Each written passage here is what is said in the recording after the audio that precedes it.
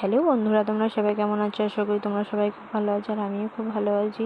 পূজা চলে এলাম রান্নাঘর করতে। দেখো রান্না বান্না করতে চলে এলাম, যেহেতু রান্না করতে আমি খুবই ভালোবাসি। সেরকম ভিডিও তো পারি না করতে, যেইটুকুনি পারি তোমাদের সাথে শেয়ার করার চেষ্টা করি। আর আমার রান্না করতে খুব ভালো লাগে, তাই আর কি তোমাদের সাথে যেটুকু পারি সেটুকু শেয়ার করি। দেখো আজ আমি পনির করব, পনির কষা করব। তার জন্য দেখো পনির নিয়ে নিয়েছিলাম কিছুটার মতন। সেই পনিরটাকে আমি পিস পিস করে কেটে নিলাম। কেটে নেওয়া হয়ে গেছে। তারপর দেখো আমি কিন্তু কড়াই বসিয়ে দিয়েছি। কড়াই বসানোর পরে কিন্তু আমি কড়াই এখন তেল দিয়ে দেবো। হ্যাঁ, তেল দেওয়া হয়ে গেছে। এবার কিন্তু কড়াইটা দেখো বুঝে গেলাম যে কড়াই তেল গরম হয়ে গেছে। সেই টাইমে কিন্তু আমি পনিরগুলো এক এক করে সব কটাই দিয়ে দিয়েছি। দিয়ে দেওয়ার পরে কিন্তু আমি দেখো ভালো করে উল্টে পাল্টে ভালো করে একটু হালকা করে ভেজে নেবো, লাল লাল করে, যে একটু গায়ে দেখবো ব্রাউন ব্রাউন কালার এসছে। আর পনিরটা আমি ভেজে কিন্তু একটু ঠান্ডা জলের মধ্যে রাখবো, তাহলে নরম থাকবে পনিরটা।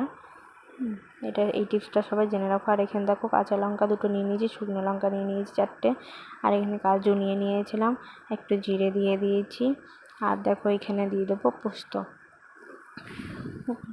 পোস্তটা দেওয়ার কারণই হলো, আর এখানে একটা টমেটো দিয়ে দিয়েছি।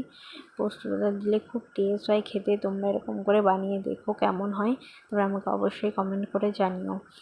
তা দেখো আমাকে এখানে পেস্ট করা হয়ে গেছে।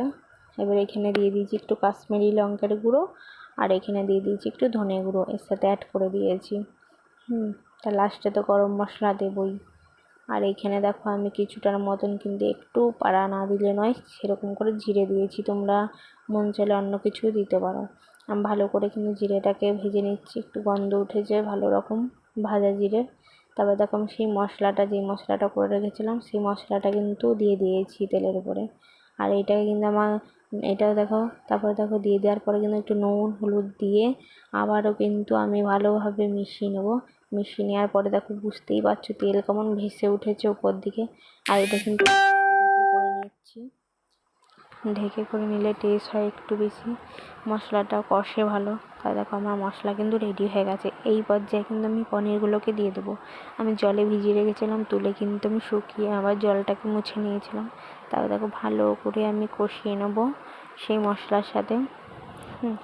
কষিয়ে নেওয়ার পরে কিন্তু আমি আর জল অ্যাড করবো না। তারপর পনিরের মশলা দিয়ে কিন্তু আমি পনিরটা রেডি।